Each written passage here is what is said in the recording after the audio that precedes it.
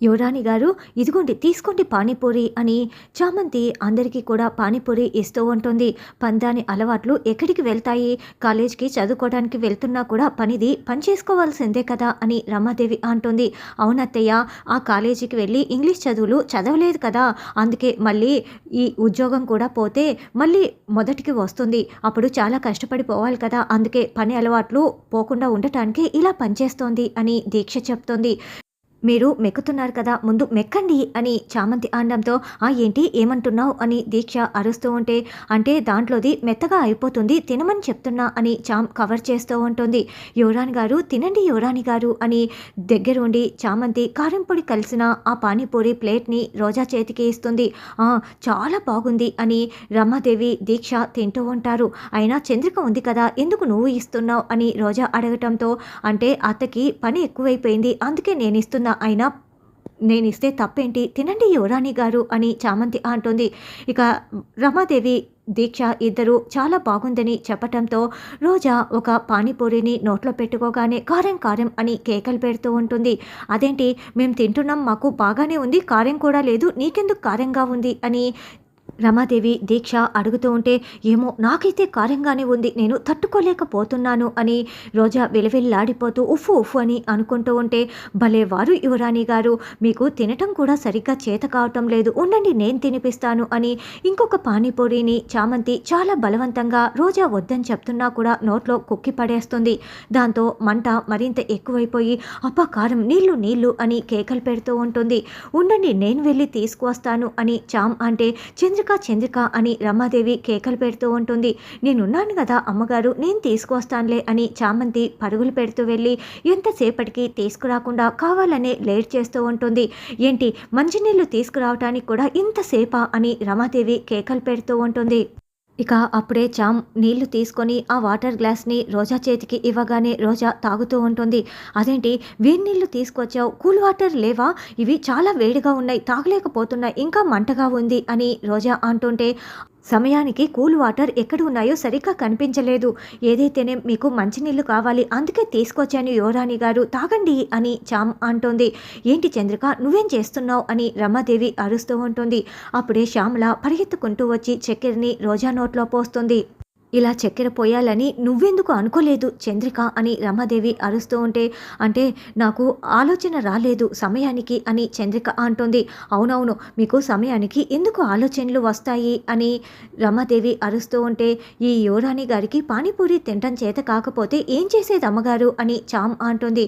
అమ్మని నువ్వు విలువిల్లాడిపోయేలా చేసావు కదా, ఇప్పుడు నువ్వు విలువిల్లాడిపోయావు చూడు, ఎలా ఉంటుందో బాధ నీకు ఇప్పుడైనా అర్థమైందా అన్నట్లుగా చామ్ చాలా కోపంగా రోజా వైపు చూస్తూ ఉంటుంది.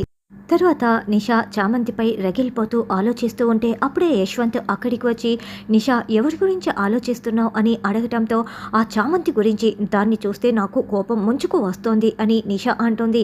ఆ అమ్మాయి చాలా మంచిది, నువ్వు ఆలోచించి చూడు, ఆ అమ్మాయిని నువ్వు కూడా ఫ్రెండ్ చేసుకో, ఆ అమ్మాయి కంటే బెస్ట్ ఫ్రెండ్ ఎవరూ లేరనిపిస్తారు అని చామంతి గురించి చాలా గొప్పగా మంచిగా చెప్పి, నువ్వు ఆ అమ్మాయితో గొడవలు పెట్టుకోకు, ఆ అమ్మాయి చాలా మంచిదని చెప్పడంతో ఏంటి సపోర్ట్ చేస్తున్నావా అని నిషా అంటుంది. లేదు, ఆ అమ్మాయి మంచితనం గురించి చెప్తున్నా అంతే అని యశ్వంత్ వెళ్తాడు. చివరికి మా అన్నయ్య యశ్వంత్ కూడా చామంతి వైపే వెళ్ళిపోయాడేంటి అని నిషా ఇంకా రగిలిపోతూ ఉంటుంది. తర్వాత చామంతి జ్యూస్ తీసుకొని రోజా దగ్గరికి వచ్చి, ఇంకా నీకు నషాలానికి అంటింది పోనట్లు ఉందే, ఇదిగో జ్యూస్ తాగు అని ఇస్తూ ఉంటే, అంటే నాకు బాగా అలా మంట రావాలని నువ్వు కారం పొడి కలిపి ఇచ్చావు కదా అని రోజా అడగటంతో, అమ్మకి బ్రీతింగ్ ప్రాబ్లం వచ్చినప్పుడు ఇన్హేలర్ని కూడా వాళ్ళు బయట పడేసినప్పుడు నువ్వు చూస్తూ ఉండిపోయావు కదా, ఆ బాధ ఏంటో నీకు తెలియటానికే, అవును నేనే ఇలా చేశాను, నీకు ఇంకా ఆ మాత్రం అర్థం కావటం లేదా అని చామంతి చెప్పటంతో, నిన్ను చంపేస్తానంటూ రోజా చామంతి గొంతు పట్టుకోపోతూ ఉంటే, ఏయ్ ఆగవే అంటూ చామ్ చెయ్యి చూపిస్తూ ఉంటుంది. చూడు, నువ్వు ఈ పని చేసినందుకు నిన్ను చంపి కొట్టి చంపేయాలన్నంత కోపం వస్తోంది. ఇంకా మారతావు అని ఎదురు చూడడం నేను చేసిన తప్పు. అసలు నువ్వు అమ్మకి సారీ చెప్తావా లేదా అని చామంతి అడుగుతూ ఉంటే, నేను సారీ చెప్పటమా? నెవర్ అని రోజా అంటుంది. నీతో ఎలా సారీ చెప్పించాలో నాకు తెలుసు. నువ్వు చెప్పకపోతే నేనేం చేస్తానో తెలుసా? అరుణ్ బావు గారు జ్యూస్ ఇవ్వాలి మీకు అని వస్తూ ఉంటే, ఇది నా కొంప ముంచేలా ఉందే అని రోజా వెనకాలే పరుగులు పెడుతూ వస్తూ ఉంటుంది. మామ్, ఈ ప్రాజెక్టుపై సంతకం చేయి మామ్, ఇప్పుడు మంది ఇంటర్నేషనల్ స్థాయికి ఎదిగిపోతాము అని అరుణ్ చెప్తూ ఉంటే, అవునా అరుణ్, నువ్వు ఇంటర్నేషనల్ స్థాయికి తగ్గ ప్రాజెక్టును పట్టుకువచ్చావా అని రమాదేవి చాలా సంతోషంగా సంతకం చేస్తూ ఉంటే, అవునత్తయ్య, బావా అంతే అని దీక్ష ఇంకా పొగుడుతూ ఉంటుంది. అప్పుడే చామంతి, అరుణ్ బావు గారు ఇదిగోండి జ్యూస్ తీసుకోండి అని వచ్చి చెప్తూ ఉండటంతో అందరూ షాకింగ్గా చూస్తూ ఉంటారు. ఏంటి, ఏమన్నావు? నీకు నాకు సంబంధం ఏంటి? ఎందుకు నువ్వు ఇలా అడుగుతున్నావు, పిలుస్తున్నావు అని అరుణ్ అనడంతో, అసలు పందాన్లా ఉండు, మా బావని పట్టుకొని నువ్వు బావుగారు అని పిలుస్తున్నావేంటి అని దీక్ష కూడా నిలదీస్తూ ఉంటుంది. అవును, అరుణ్ బావుగారు అనే పిలిచాను, జ్యూస్ తీసుకోమని చెప్తున్నా అని చామంతి అంటుంది. ఇక రమాదేవి రగిలిపోతూ, ఏయ్ నువ్వేంటి, నీ స్థాయి ఏంటి? నువ్వు పనిదానివి, నా కొడుకుని నువ్వు బావా అని పిలవటం ఏంటి?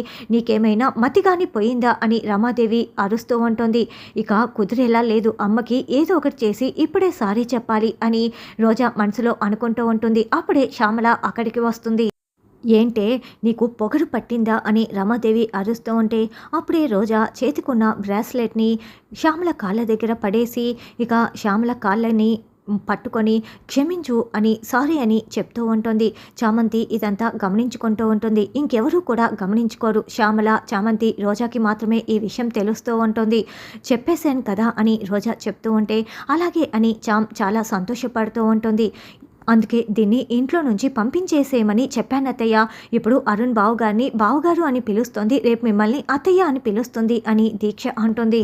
మీరేం మాట్లాడుతున్నారో నాకు అర్థం కావటం లేదు అని చామ్ అనడంతో, నువ్వు నన్ను బావుగారు అని పిలుస్తున్నావు, మళ్ళీ ఇందులో అర్థం కాకపోవటానికి ఏముంది అని అరుణ్ అంటారు.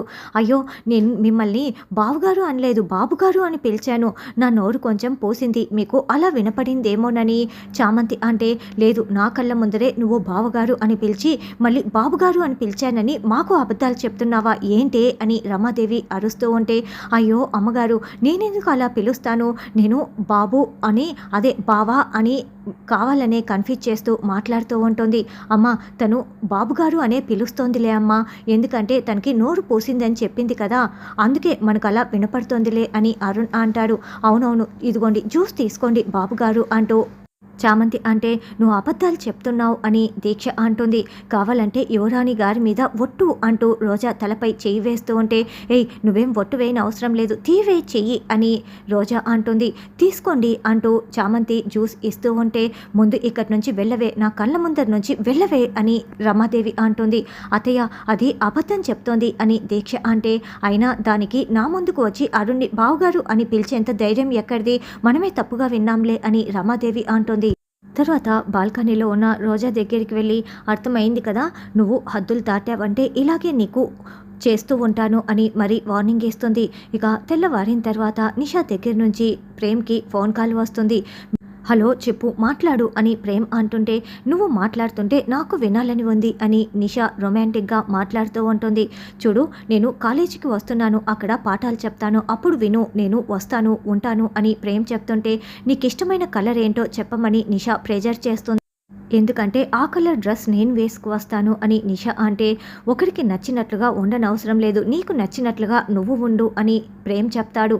లేదు, నువ్వు చెప్పి తీరాల్సిందే అని నిషా ప్రెజర్ పెట్టడంతో పింక్ కలర్ అని ప్రేమ్ చెప్తాడు.